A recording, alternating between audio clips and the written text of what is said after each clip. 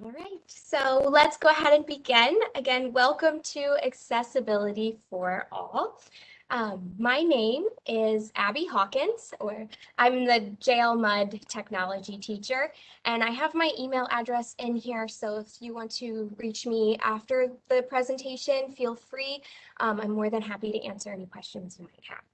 I also have Amanda Billingsley with me. She's going to be my moderator for today, so she's going to be taking attendance, and she's going to be doing any question and answers in the Q&A box for me while I'm presenting. And she might jump in any time to kind of let us know if there's a question. So thank you so much, Amanda, for your help. All right. So in this presentation, if you're one of those people that likes to jump ahead and look through the presentation, kind of see what's coming, you're going to see a ton of videos. Please do not panic. I'm not going to have you sit and watch videos this entire presentation, but they're there as a great resource. So when you come back to this presentation, if there was something that you forgot or you needed a refresher, there's a really handy video there that's a little easier to follow than just a ton of words. So like I said, don't panic if you see a ton of videos. We're not all watching them today. I also have included in this presentation a table of contents. So it kind of outlines pretty neatly what we're going to be talking about. It is a clickable slide. So if you hover over the word or the section that you're interested in, you click on that and it'll take you directly to that slide. So that's really neat. And there's tons of stuff in our table of contents here. So as you can see, we're going to be covering hopefully a lot today. The first thing we're going to talk about in this session is the read and write extension for Google Chrome. Now, here is one of the reasons why I wanted you to pull up your URL for this presentation in your own browser, because I want you to watch the video on this slide. What is read and write? It's about a 2-minute video, but I just can't do what this video can do in explaining what it is. So go ahead and take a few minutes to watch this video on your own device.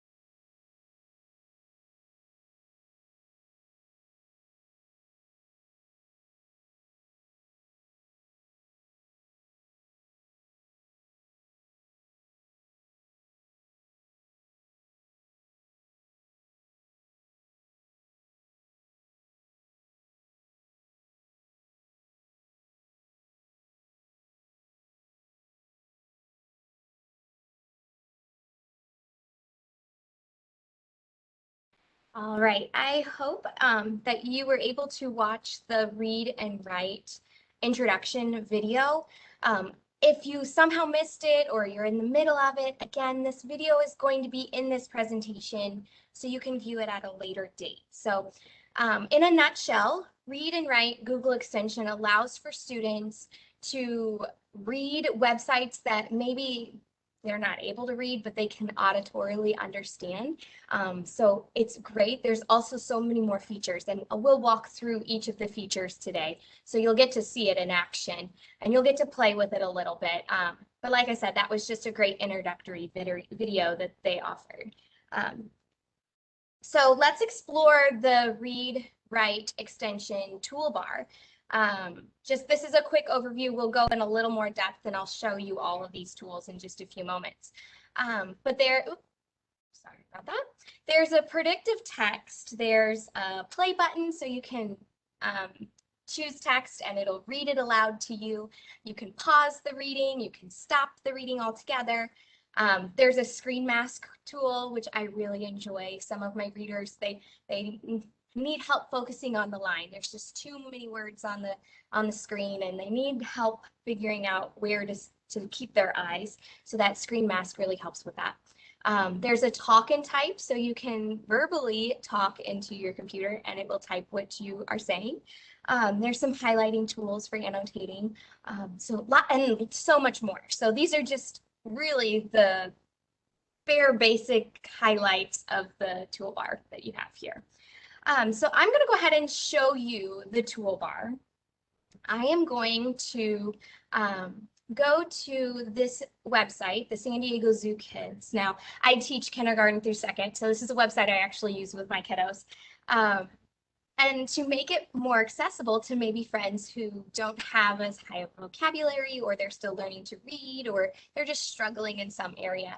Well, like I said, we can use that read and write extension. To turn it on, it's already pushed to your computers and it's already pushed to all the students' accounts. So you just kind of have to know where to find it. Up in the top right-hand corner of your browser is going to be a puzzle piece. So you're going to click that puzzle piece and you're going to get like a drop down of all the extensions that you currently have. And read and write is like a purple puzzle piece with an RW in white letters. When you click the little pin, it will pin it to your extension toolbar. I have a lot of extensions, so there's just not room for me. But you can pin it if you don't have a ton of extensions, and then it'll show up and you don't have to go to that puzzle piece. To open it up, what I'm going to do is click Read and Write for Google Chrome. Now, it might ask for permissions and just click Allow and do all those fun things that the district needs you to do. And then this bar is going to show up. Now it is, if I can grab it, it is a movable bar. Shouldn't say, oh, maybe I'm going in the wrong. There it is. You can move it around anywhere you'd like. So if it's blocking some text on the screen, you can definitely move that. And then let's start with the reading piece, because that's, I think, the one that would be most usable in most areas. So I'm going to head and click, I'm going to highlight just maybe a word or two. So click, drag and drop to highlight that text that's on any website, and any Google Doc or Google Slides, anything that's web-based, you'll be able to use this extension for. And then I'm going to go to the play button, and then it will start. Family, when little Mosi Musa, a verb. I'm not sure if you can hear that very well, but it's actually reading the words that are on the screen. And as you see, it highlights in yellow the whole sentence. Now, it's not very readable because this website chose to use white font, but other times it's black, so it's a lot better and reading friendly.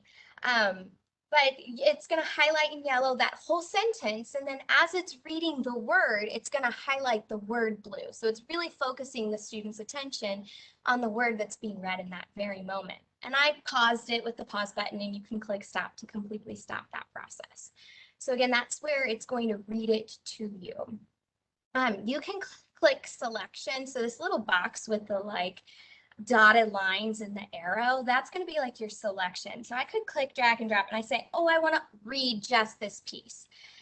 Now, I've noticed when you use this feature on Read and Write, it takes a little bit for it to start thinking, whereas the play button kind of happens fairly quickly.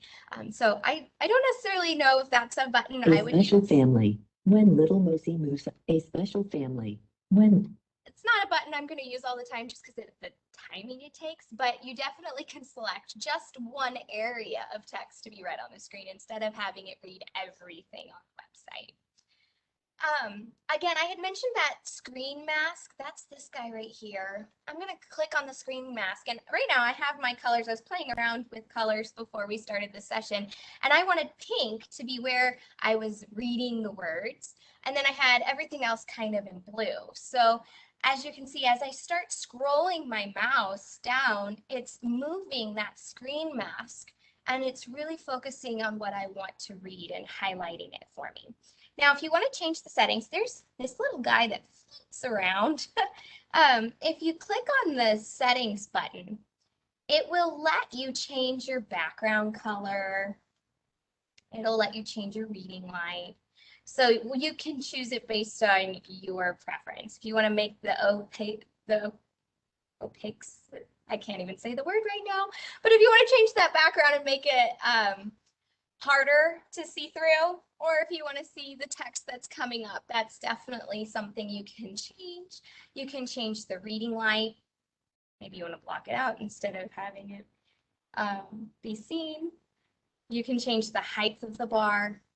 So many different settings for your screen masking tool. So this is great for those readers who struggle to stay in one place and they're just bouncing all over. You can use that screen mask to kind of help you with that. So I clicked that little button and it kind of exited that screen mask tool for me. Let's talk about, I know I kind of been jumping around, but again, you'll get to play with these buttons too. So, and I have a slide for every single button, which has a video which walks you through each of these. So I'm sorry I'm jumping around, but trying to highlight the ones that I use the most. There's the dictionary tool. I really like this one because it offers the definitions in two different ways. So I want to do monkey. Let's say my kids struggle with that word. They are not recognizing it. You can click the dictionary and it'll give you like a sentence of definition. There's these little buttons right here. You can actually click them and it will play. It will read the definition to your students, which is really nice. And it'll give you all the different types of monkey that there are, just like in a regular dictionary. Then right next to the book dictionary, there's the picture dictionary. So if I wanted to highlight that word monkey again, I could click the picture dictionary, and now I have a awesome picture instead of having words. So this is really great for our youngest learners in our district. So I love those two features. They're pretty awesome. Let's talk now about, let's go to the translator. So this one's fun. I haven't gotten a chance to use it with any students yet, but I would be interested to see how it all works out. Maybe I'm going to highlight some sentences here, and I want it to translate. You can choose, oh, I'm sorry, you've got to start with just a word. So maybe there's a word that your ESOL student is struggling with. You can highlight that word. It'll play it in English. And then you can also see that it's translated into Spanish. So I set it to translate to Spanish. It can translate to a ton of different languages. So you're not just limited to Spanish or French. There's a lot in here, and I'll show you where to change that. But then they can click the play button next to the Spanish word and it'll actually read it to them. So that would be kind of cool if there was an ESOL learner who just, they couldn't figure out one word. This would definitely help them. Now, to change the settings for all of those, you can go to the more option. Sorry, whoops. My bad. You can go to the options, I believe. Yes, options. So you click on the three dots over by the X and you click options. You can go to speech And then if you scroll down, you're going to see translation. I have it set to Spanish. But like I said, there are tons of different languages in here that you could translate it to. So you can make it really personable for the child that's using the computer. You can also change, since we're in the options here, you can change the voice. So if you wanted to have an English, like a different type of English accent, there's different types. You can have, these are all different accents that the words are being read with. So I guess this would come in handy if there's a student who really struggles with the English accent and they just can't get it. Well, you can change that type of accent so maybe it's a little more accessible to them. I think that's pretty cool. You can choose the speed. Maybe they need it slower to really understand what's going on, or maybe they want it faster. You can definitely do that. So like lots and lots of different options here. So I'm going to go ahead and click cancel, and I'll let you explore those options in a little while, and you can kind of play around with them. One of the other basic tools that I had pointed out at the beginning was the highlight tools, which is pretty cool. You click the highlight button, or you highlight, click, drag and drop, highlight what you want to highlight, and then you click the highlight button and it highlights it for you. So that's a great way to keep track of what you're reading online and annotate that text. You can change the colors. So maybe you like the green a little bit better. And then you can clear highlights with this little broom. Just clean them away. You might have to highlight first before you can clean it away. There you go. Highlight what you want to clear the highlights away, and it'll do that.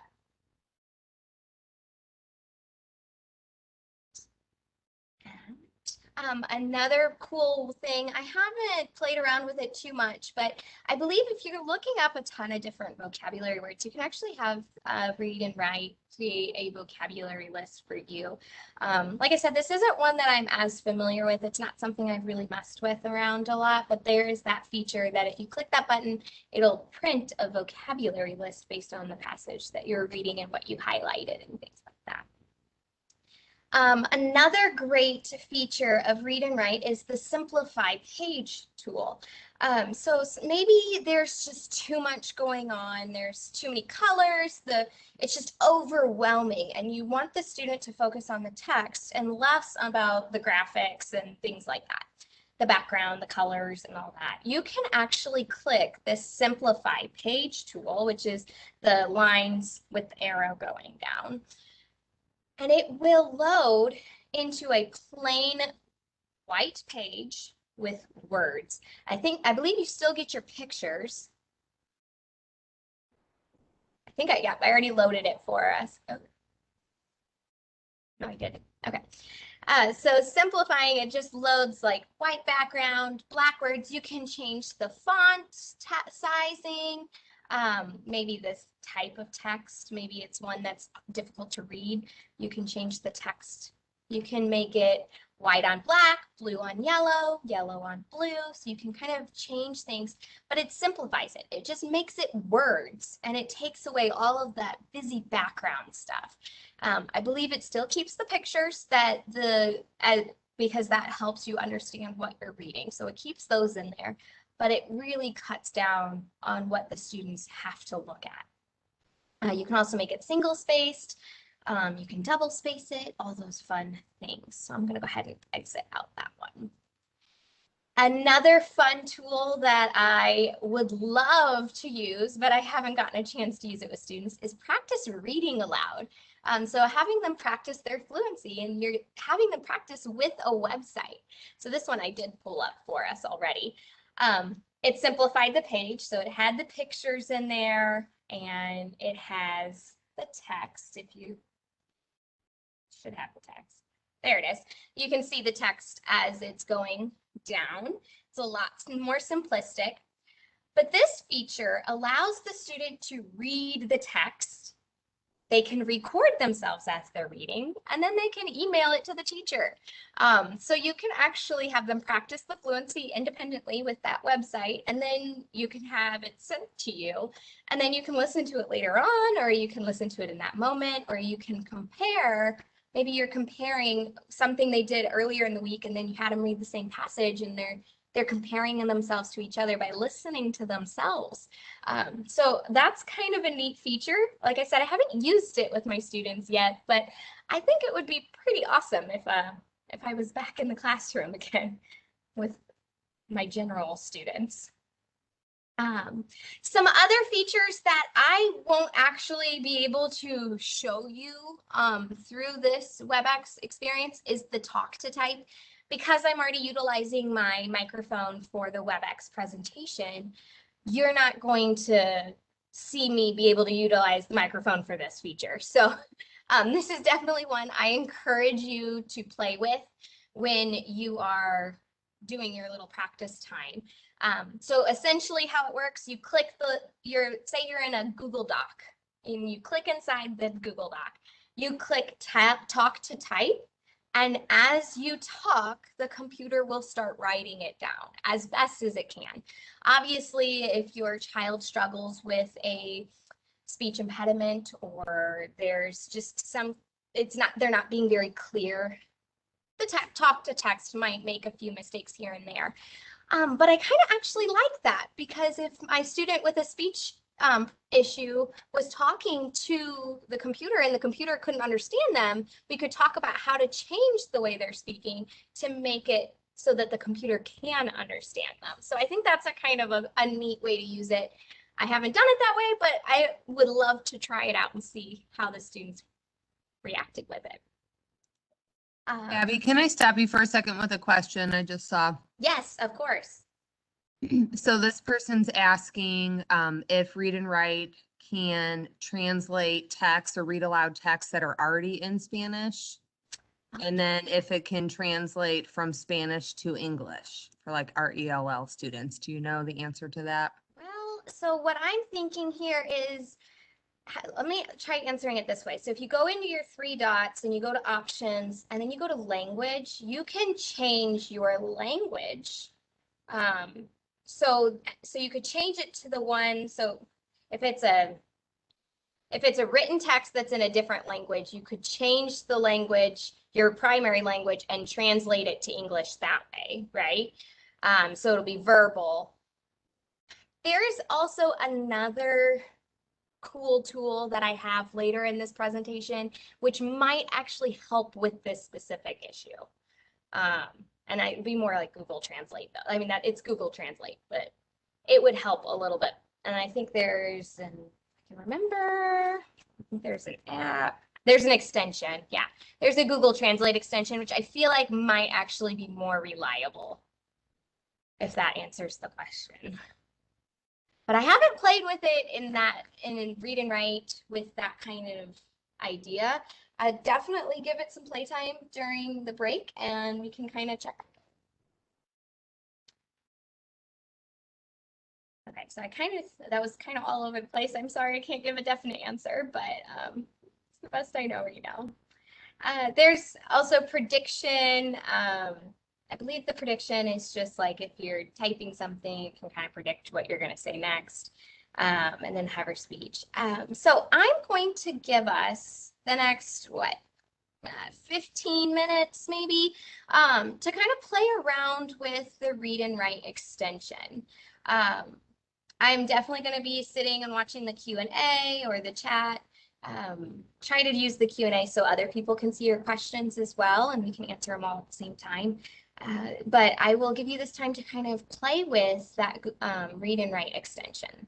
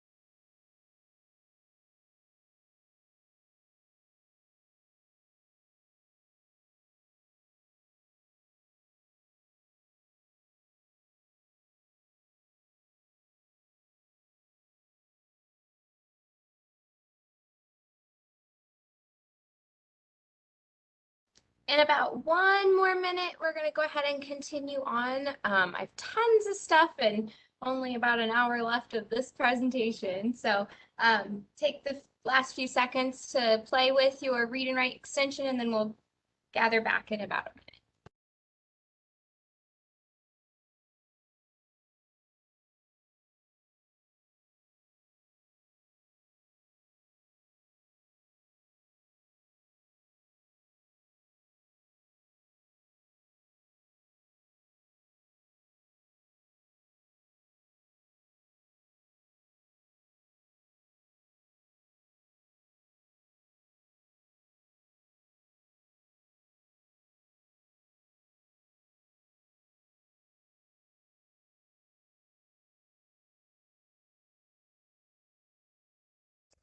All right, like I said, we have tons more to cover, so I'm going to go ahead and get started on this next half of the presentation. So the next area of focus that we're going to have is on immersive reader. So immersive reader is very similar to read and write in that it has text on your screen and it reads the text to the students, and it lets you have some changes to the text as well. But some big differences. Read and Write is a Google product. Immersive Reader is a Microsoft product. So Read and Write works really well with the Google Chrome browser. It's the extension for it. It works really well for all things Google. If you have something Microsoft, like it was created or it's owned or it's partnered with Microsoft, Immersive Reader's going to be a really easily accessible option for your students to use. And it doesn't function different. It's not too much different, so that it would be overwhelming for the students to go back and forth between the two. But I definitely want you to know about this. So Immersive Reader works really well with some Canvas pages. It works really well with Nearpod, Flipgrid, and obviously the Microsoft suite, so your Word and PowerPoint and things like that. There's a video. They do a really great job. This is two people who work for Microsoft in this video, and they introduce what Immersive Reader is, how they got started, and then they go into a deep dive of Immersive Reader. So it kind of does all the different features. Again, I'm not going to play this video for you today, but it is here. If you want to watch it, you wanted to digest this again here for the second time, maybe third, maybe fourth, this resource is here for you, so you can go back and look at that. So here I have a moving picture that kind of models what the Immersive Reader does. So when you click that Immersive Reader icon, which is that book, I'll show it to you again, and I'll show it to you in live time, but it allows what's on the screen to simplify. You can change the background color, you can change certain things, and it highlights the text as it's reading. It highlights or bolds the sentence that it's on, but it allows the students to still see what's coming. So that's kind of cool that it does it. So it kind of does its own little screen masking. It allows you to click on a word and you see a picture definition of what that word could be. You can click start and stop with that play button down at the bottom. There's some options that you can change. So over here, you've got some options you can change. Down at the bottom, you've got some things you can change. And like I said, we're going to look a little bit more in depth about this, but this is a good overview of kind of how Immersive Reader looks to the students. So some of the things that you can change on Immersive Reader, you can change the speed that the person is talking. And I like that it has the little turtle, the little bunny rabbit. So that kind of makes it a little more friendly for the students. You can change it to a male voice or to a female voice, which is pretty cool. You can, if you click on the two letters, you can work on the text. So you can change the sizing, you can increase the spacing of the letters, you can change the font to these three different options. You can change that theme. So on the previous slide, I had that yellow theme. There's tons more you can choose, but you can kind of change it to make it easier for the student to read. If you click that middle button in the three options at the top, it'll have like a little wand and some lines. You can have it broken into syllables, so you can have the words broken up into syllables. You can have them highlight nouns, verbs, adjectives, adverbs. So maybe that's something you're studying in class. You can kind of talk about that and show it with the immersive reader feature. And then we've got the book over on the right-hand side of that options. And there's the line focus. So you can have one line, you can focus on multiple lines, or maybe you want to have all of them. You can turn that picture dictionary on and off. Maybe it's not appropriate for that high school student. They don't need it. So you can turn it off. And then last time I really played around with this, there was a translate feature, and it's in beta. So that might mean that today that's there, and then tomorrow it might be different looking, because it's something that they're trying out and they're letting students use, trying to find if there's any kinks in the system. So usually if something's in beta, give lots of feedback to the company, because that's when they're focusing on it, and there's a great chance that if there's something they're missing, they can definitely fix it and add it in. So I have on this slide right here an immersive tool experience. So if you clicked on it, so if you click the here, it loads, and you can click try it out.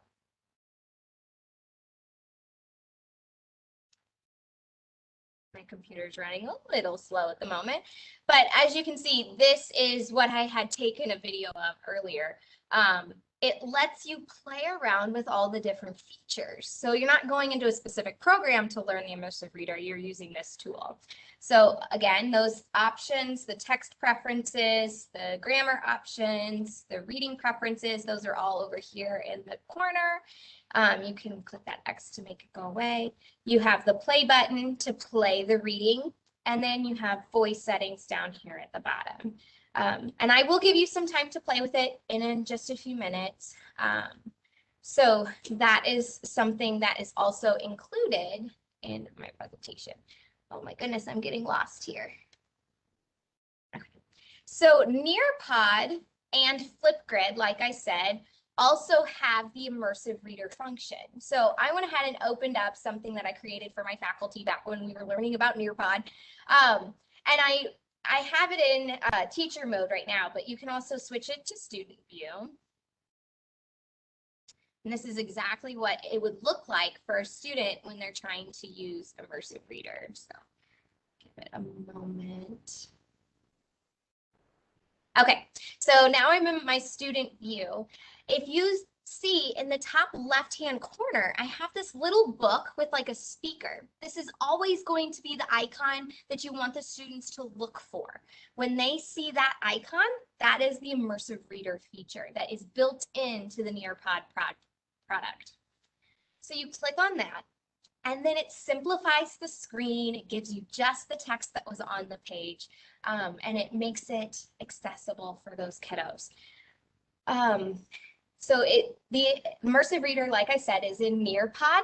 It's also in Flipgrid, and we can use it in our Canvas pages as well. Now, you'll find that certain places have it in Nearpod, like certain features have it. Maybe it's just a plain page on Nearpod that has just text. But then you might notice that the feature isn't there for matching. The feature isn't there for time to climb. So it's something they're working on and trying to give it to all the different portions of that product, but it might not be out and ready. Canvas, you can definitely use immersive reader with pages. I believe it's on assignments. I'd have to double check before I can really definitely say it's there.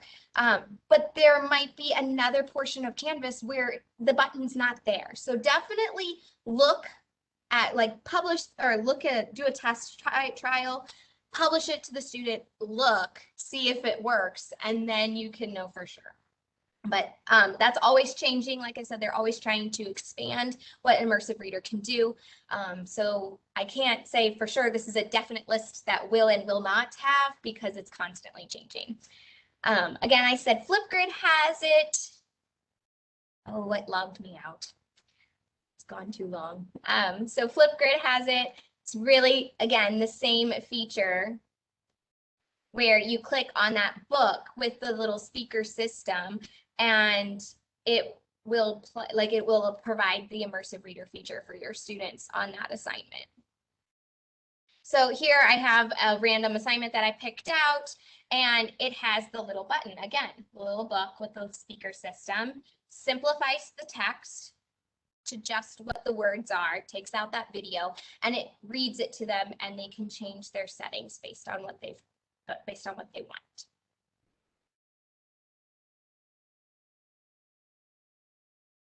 So again, I have all of this stuff built into your presentation. I did forget to mention with Nearpod, you have to turn the immersive reader feature on. So in this presentation, there's step-by-step pictures on how to turn on your immersive reader function for your students so that they see it in the upper left-hand corner.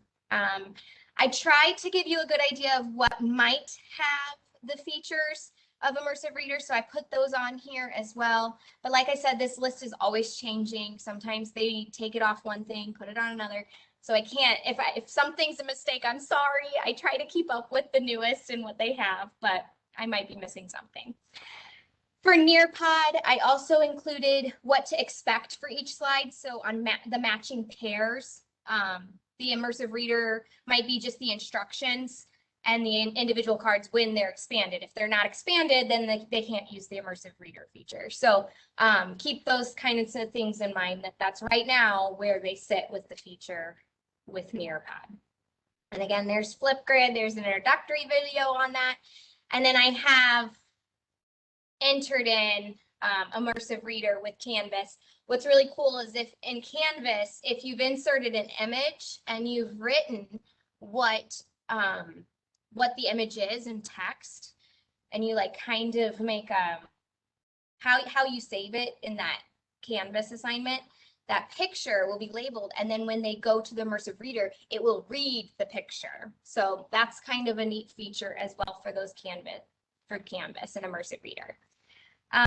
When you're building a Canvas page and you want to use the best accessibility possible, always use the accessibility checker. So that's going to be down at the bottom, and it's going to look like a little person with a circle around it. This will look at your page, and it'll prompt you if you have anything missing, like if you have any tags for images that are missing. So that way you can pretty well guarantee that your students are going to be able to have success with that document that you're making in Canvas.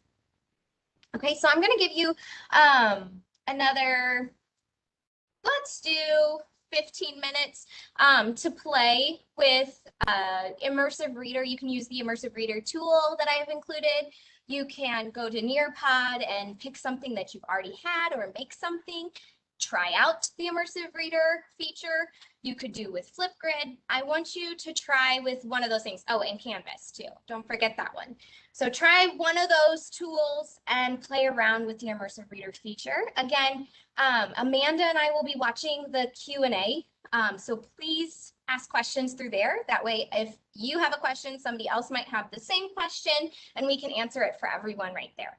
All right, I'll see you back in 15 minutes.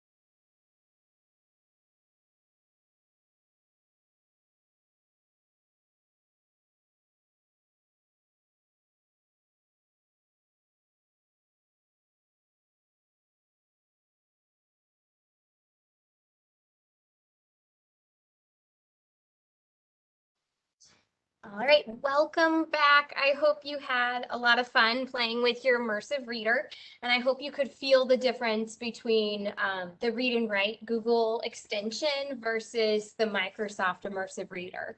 I like the Read and Write one a little bit more. It's more of my preference because I feel like it just does way more. But if you're wanting something quick and it's already there in your Nearpod or your Canvas or your Flipgrid, definitely utilize that immersive reader feature. So I know this PD was advertised as mostly read and write and immersive reader, but I really felt that knowing the accessibility features on a Chromebook would be incredibly helpful as well. And I know you might not have a Chromebook handy with you right here in this moment. So I encourage you when you get the opportunity to have a Chromebook in front of you that you play around with those accessibility features to really see what it can do for your students. So let's dive in. All right, so some of the features in just like a quick snapshot on what your Chromebook can do for you is a text to speech. So it has that built in. There's display settings that you can change. There's some keyboard features. There's a mouse and touchpad navigation features, and there's also an audio setting. So lots of things already inside your Chromebook that you can use to help your students find success. So how do we find those Chromebook accessibility features?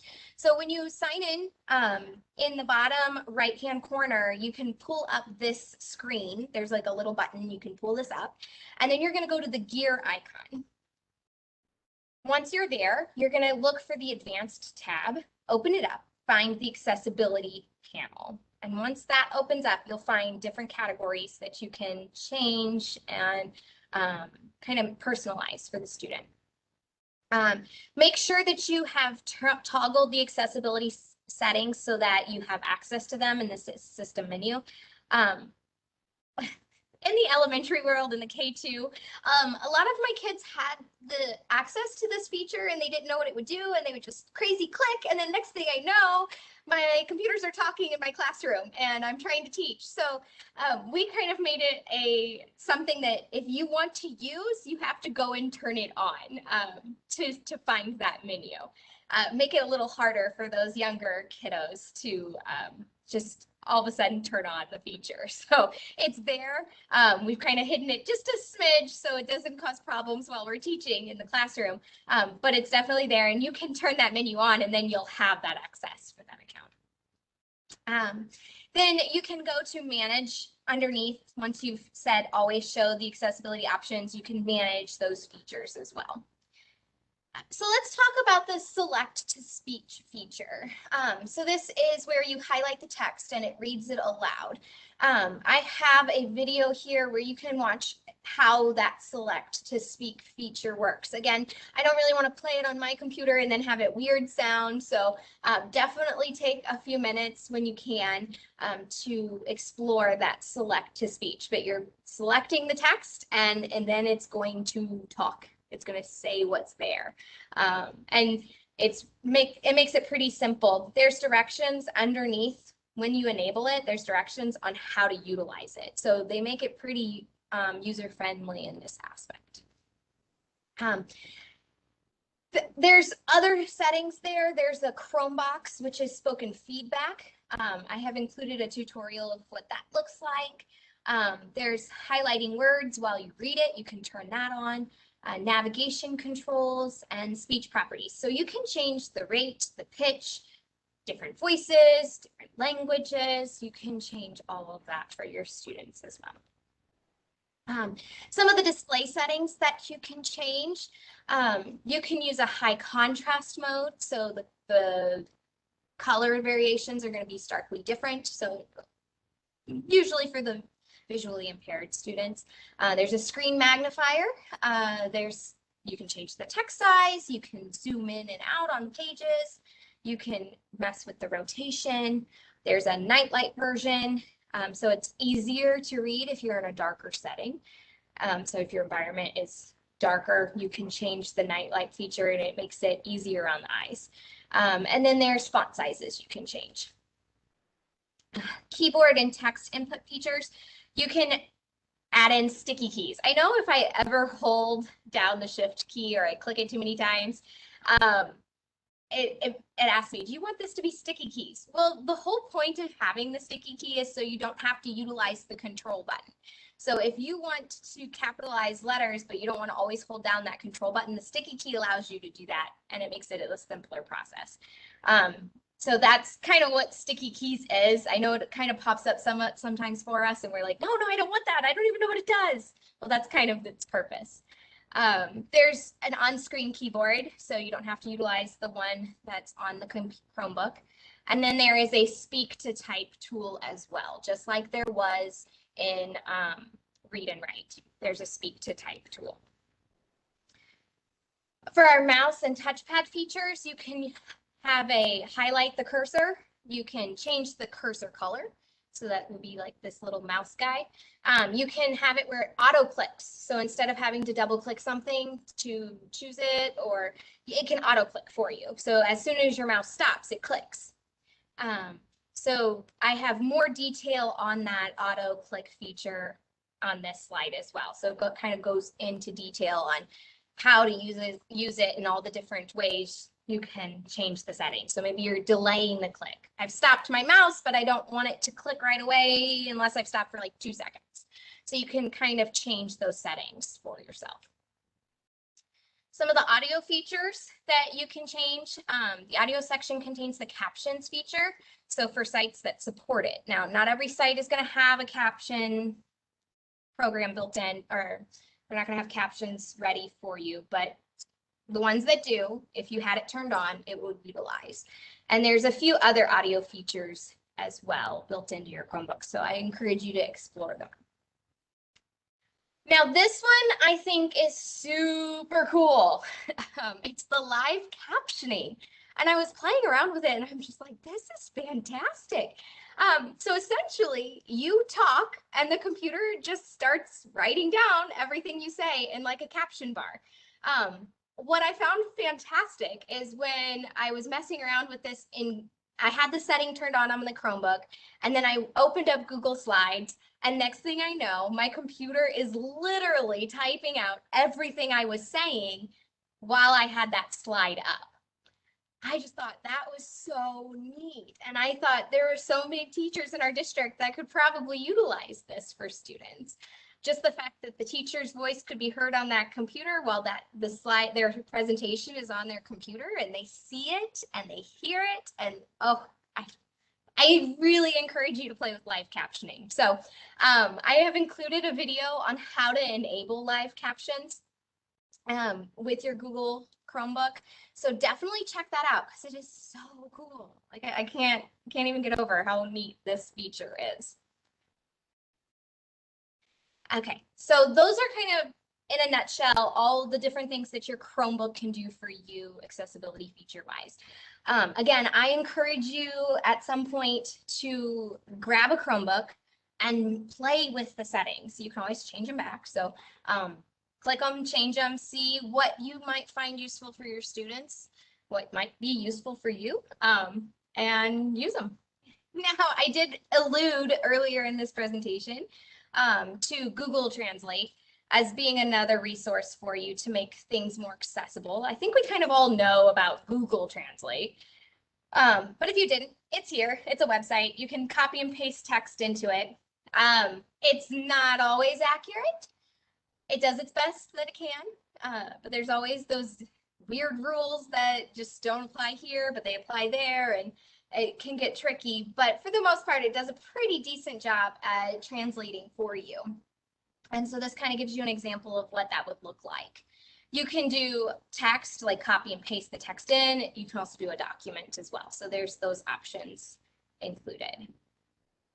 Now, they also have a Google Translate extension. Now, I don't know if this is pushed out to you. I don't believe it's pushed through the district. If you do not have Google Translate in your puzzle, so if you clicked on the puzzle and you couldn't find Google Translate, I definitely encourage you to go to the Chrome Web Store and download it. And then once you've done that, you can utilize Google Translate. And what's neat about the extension is that you can translate an entire web page with just the click of the extension to launch it. So that's pretty cool. I encourage you to explore Google Translate.